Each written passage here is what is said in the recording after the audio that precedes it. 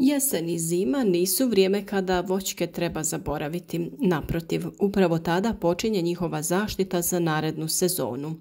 Dok lišće opada, a vegetacija se smiruje, dolazi najvažniji period za jesenje i zimsko prskanje voćaka.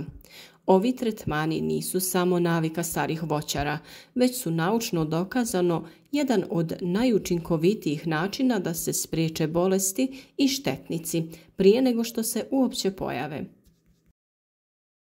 Zašto je jesenje prskanje toliko važno?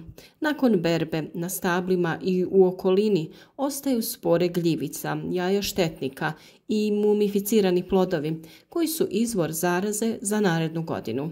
Ako se ne uklone i ne tretiraju, u proljeće će se bolesti poput čađave krastavosti, šupljikavosti lista, kovrđavosti lista breskve, monilije i raznih truleži brzo proširiti.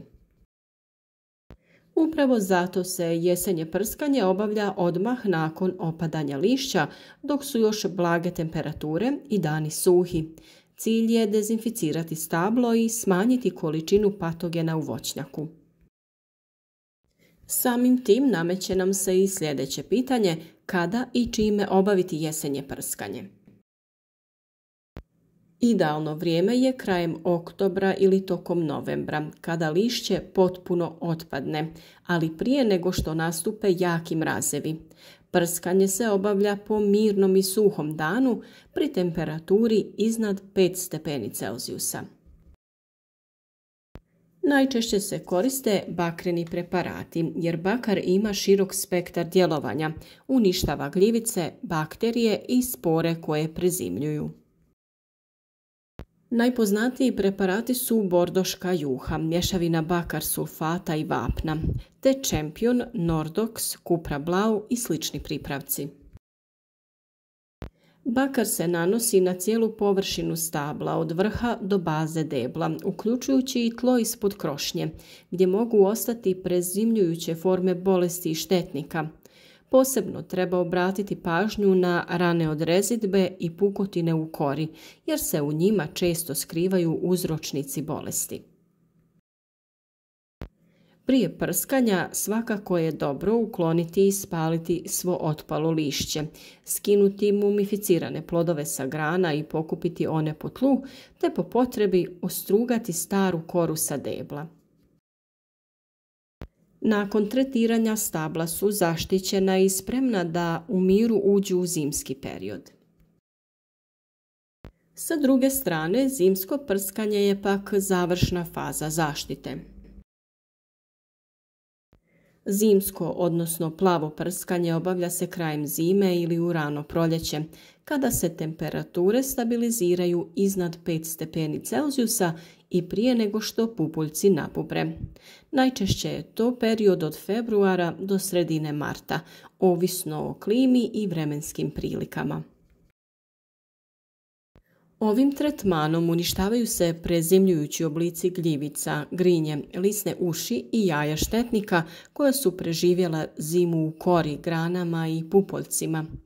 Koriste se isti bakreni preparati kao u jesen jer su učinkoviti i sigurni za biljku dok je još uvijek u fazi mirovanja. Ako se želi dodatna zaštita od štetnika, zimsko prskanje se može kombinirati sa mineralnim ili parafinskim uljem, na primjer modro ulje ili crveno ulje. Ta ulja stvaraju tanki film koji guši jaja i larve insekata, a istovremeno ne štete biljci.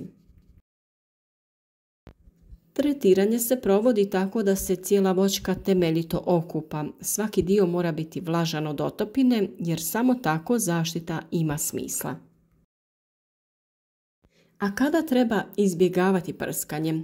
Naime, nikako ne treba prskati ako je temperatura ispod nule i kada se očekuje kiša ili mraz u naredna 24 sata. Te nikako nemojte raditi prskanje po jakom vjetru. Također, ako je kora napukla ili se voćka orezuje, treba pričekati nekoliko dana nakon rezidbe da se rane malo prosuše prije nanošenja preparata. Jesenje i zimsko prskanje čine nevidljiv, ali ključan korak u ciklusu voćnjaka. Ovi tretmani ne djeluju trenutno, ali njihovi efekti se vide kasnije, u proljeće, kada se pupoljci otvaraju zdravi, listovi bez bolesti, a plodovi razvijaju bez oštećenja.